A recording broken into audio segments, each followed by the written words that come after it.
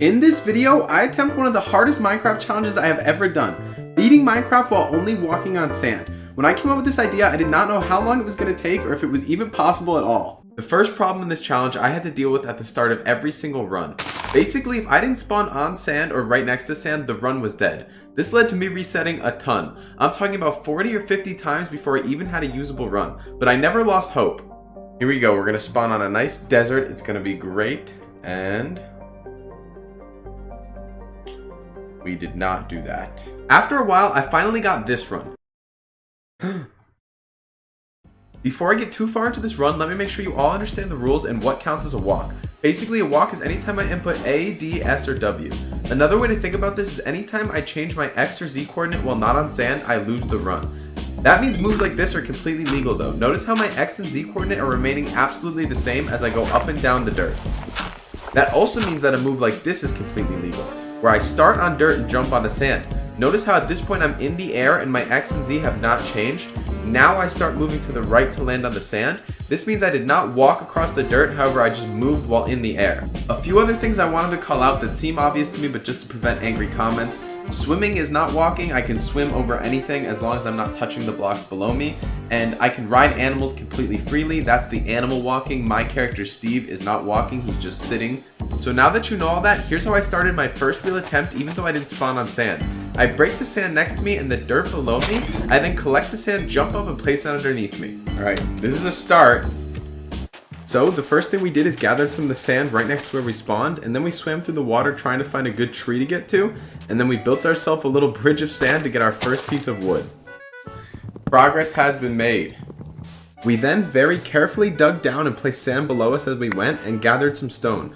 Then once we had the stone, we made a full set of stone tools and started getting the most important resource in the whole run. Sand. Sand determines where we can go and what we can do. We have to collect a ton of sand for this run. After that, we dug down very carefully again, placing sand as we went, and started looking for iron so we could get a bucket to make a portal, but we found something else. We want to find a cave, not diamonds, so I don't think we want to go much lower than this. Oh my god, we found diamonds right when I said that. So we jump forward to later in the run, around the 50-minute mark. At this point, this run is looking really strong. I have a full set of diamond tools and a bucket. I've already built my nether portal. I was just collecting some sand so I would have stuff to move throughout the nether, and then I also decided while I was out here to look for enderman. Okay, we got an enderman. So as you can see, I do find that enderman and I'm really happy about it, but I'm having a little trouble aggroing him, and you're probably thinking Seawatt's obviously just going to walk around this to get the aggro. No, what my brain decides to do is jump on the cobblestone. I was furious because I knew I just killed the run. Here it is in slow motion. I don't know what possessed me to do it. I slide across the cobble and jump off, but it's too late. I can't save it at that point. The run is dead. So now I have to go back to resetting and I'm not happy. I have to go try to find a usable run, but on only my second reset, this happens. Okay, it's not perfect, but it's a start. So we were back to square one. I gathered all the sand near spawn and then started swimming around to see what I could find. I noticed we were near a plains biome and I thought maybe we would get lucky and find a village, but it quickly became clear that wasn't happening. So just like last time, we started building a sand bridge to the nearest tree and collected some wood. Then we started collecting some cobblestone for stone tools. Then once we had a set of stone tools, we hopped in a boat and hoped we could get lucky and find a village, but we ended up getting way luckier than that. Oh, desert, perfect. Okay, we're gonna do this in the middle of the water so we don't troll. I'm gonna take my hand off the movement key, press shift, so we have not walked on anything, and break the boat. Okay, perfect. Oh, sweet. Okay, village, and it's not even a desert village, because to be honest, the desert villages suck a little bit. Oh my god, there's another village. Okay. Finding this desert was super valuable because this desert ended up actually being massive and it gave us a lot of benefits. For starters, we had infinite sand, which basically was the most important resource in the entire run. We also could now move around freely at night and hunt mobs without having to worry about what we're standing on. We also got really lucky and found 2 villages, so that was all of our food taken care of by raiding their hay, and they also made for some pretty convenient wood to grab. We also got really lucky and found a desert temple, which I carefully and expertly explored and definitely didn't almost lose the run. Yeah, so we basically almost lost the run for diamond horse armor, but whatever, you know, that horse armor is really important. At this point, you're probably thinking, whoa, this kid is really lucky. He's found 2 villages and a desert temple. What more could he even ask for? And to that, I would say building nether portals is kind of annoying, so like, I'd rather just find an abandoned portal in the middle of the desert that's basically completed. All jokes aside though, this run was looking really good and it was almost time to start going into the Nether, but before we could do that, we needed a few things. For starters, my strategy to get in and out of the Nether without walking on obsidian required me to have 2 ender pearls. I also wanted to explore the desert and see if we could find any more desert temples because they had a 25% chance to have a saddle. A saddle would be huge because then we could get a horse and that would make exploring the overworld 1,000 times easier when we have to go look for the end portal later on. We also were just going to need a ton of sand before we even dared to go into the Nether because we would need the sand to move around and explore. So that was basically my plan. Collect a bunch of sand, find 2 ender pearls, find a saddle. So we slept through the night and then spent the next day getting our goals done. We mined basically sand for an entire day. We broke maybe 10 shovels. And then at night we started looking for some endermen so we could collect a few pearls. I think our drop rate was actually pretty bad. We only managed to get 1 pearl the whole night. The next day we found a desert temple, but this one was a dud and had nothing useful at all. But then we immediately found another desert temple and this one was cracked. Not only did it have the saddle we were looking for, but it also had 3 diamonds. Now that we had the saddle, we knew exactly where to go. We went back to a village where we'd seen a bunch of horses and tried to trap one so we could tame it. Yes! Oh my god, this feels amazing. Having this horse was a massive power spike because we could now go anywhere we wanted as long as we had the horse. This was definitely going to come in clutch when we were looking for the stronghold later on. At this point, I had everything I needed to go into the Nether, but I collected a little more sand because in a run where you can only walk on sand, there's no such thing as too much. Now, I bet a lot of you were wondering how I planned to go into the Nether without walking across obsidian. Well, I learned this trick where you could place the sand the opposite direction you were looking. And then, if you targeted an ender pearl just right, you could ender pearl on top of it. So with a little bit of skill and a little bit of luck, we successfully got into the Nether without walking on anything but sand. We spawned in a warp forest, which was really good because that meant we could get ender pearls. Right off the bat though, we met these scammers that took all our gold and only gave us this fire resistance potion. Keep that potion in mind though, it's really important later. Other than that though, the Nether was really difficult because it took so much sand to move around and the only way we could get more sand would be to go to the overworld. But it cost 2 ender pearls every time we want to go there and back. It also was taking me forever to find the Nether Fortress. I actually ended up bumping into 2 bastions really early in my run, but I didn't explore them because the bastions were really dangerous and they didn't really offer us much because we could already get ender pearls from the warp forest. So we left the bastions behind because they really just were not worth the trouble. At this point though, we were basically already out of sand, so I had to start preparing to get back to the overworld.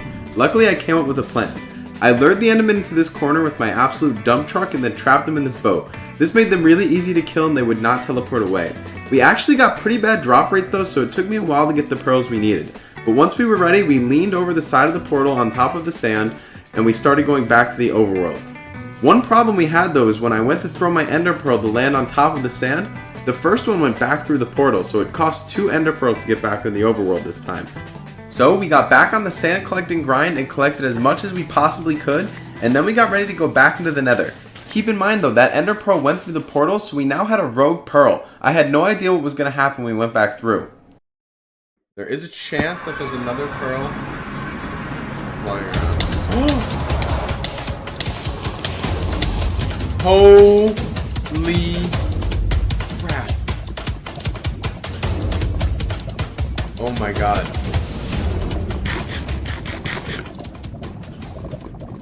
The only explanation I can give for how I didn't die there is I was possessed by the spirit of dream.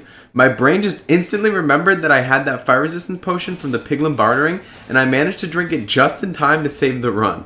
I was so happy the run wasn't dead and I got back to looking for the Nether Fortress. I then stumbled across a horde of endermen. Oh my god, they summoned the horde. They actually give us pretty bad drop rates though. I think I only got 3 ender pearls from killing 11 of them. At this point, we've actually had a string of bad luck, but this is when it all started to change. Oh! Is that a bastion? Bro, there's no way that's another bastion, right? I'm gonna be pissed. That is making me think it's a bastion. Isn't that what oh wait, no. I think it's a fortress. Let's go! After a few hours of looking, we finally found the Nether Fortress, but it was on the other side of this lava ocean, so we had to do this weird wood sand bridge technique to get there. Let's go. Wow, we barely had enough sand too. I mean, oh, I'm spamming shift for my life. Oh my god, I just spammed shift. We almost lost the run and it was not the most graceful entrance, but we finally are in the Nether Fortress. At this point though, I basically used up all my sand, so I had to go back to the overworld again to collect more sand. Then, for what felt like the 100th time this run, we collected as much sand as we possibly could. Then we used our ender pearl trick to get back into the nether. This hog was trying to camp our bridge and kill us, but we sniped him off. Then I got 14 blaze powder as fast as I could and decided this was enough, and I just wanted to leave the nether at this point, and I would come back if I needed more blaze powder. So at this point we were basically ready for the end. I threw an eye of ender to see which direction to go, and at this point I had a choice. I could either show you guys me looking for the stronghold for an hour, or cue the wholesome horse montage.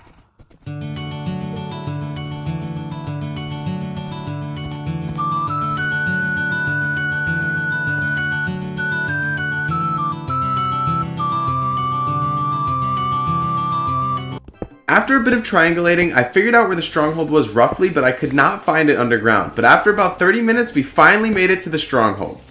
The only problem was the stronghold was basically as bad as the nether. I could not find the stronghold portal room, and I kept running out of sand and having to go to the surface for more.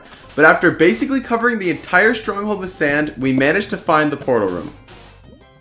Oh, let's go! Now, I don't know how many eyes a portal needs to have to be considered good, but I think it's pretty safe to say ours was bad. It only had 1 eye already filled in. Luckily, we had 6 eye of ender in our inventory and 5 blaze powder, meaning we had just enough to finish the portal. We just had to go to the surface and grind 5 more ender pearls. So, we did some of the final grinding of the run and collected the 5 ender pearls. We also got a bunch of sand while we were up here because we were gonna need it for the end. Now, all that was left was to do the hardest part of the challenge, beat the ender dragon. This was not going to be easy. Before we went through the portal, we set our spawn in a bed in case we died so we could get back into the end. We also put down a chest and put 1 stack of sand in it in case we needed to use that sand to get to our items after we died. So we're not going to move, we're going to look down without moving, place sand. Our spawn was pretty unlucky. We spawned detached from the mainland, so we had to do the sand bridging strategy. I was so nervous the whole time the dragon was going to hit me into the void. Once we got to the mainland, we started bridging towards the nearest obsidian tower. We made ourselves a little enderman protection spot and then started climbing the tower to destroy its end crystal. After destroying this tower's end crystal, we got on top of it and started sniping as many other end crystals as we could. It was all going well until I forgot the dragon's magic doesn't work like gas balls and I tried to deflect it with my bow. No freaking way. Okay, that's fine. It is not a big deal. Luckily, we left ourselves the stack of sand, so we were able to get back into the end and use our sand to push the items towards us. We collected most of our items, then went back to focusing on destroying as many end crystals as possible.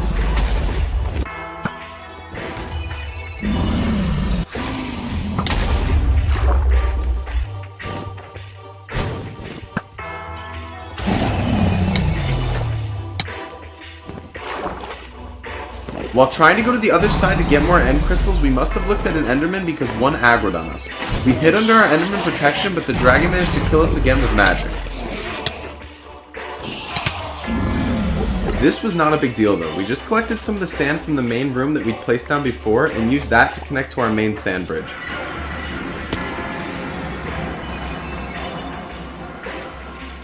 We collected most of our items and managed to destroy the final end crystal, though we did die for it.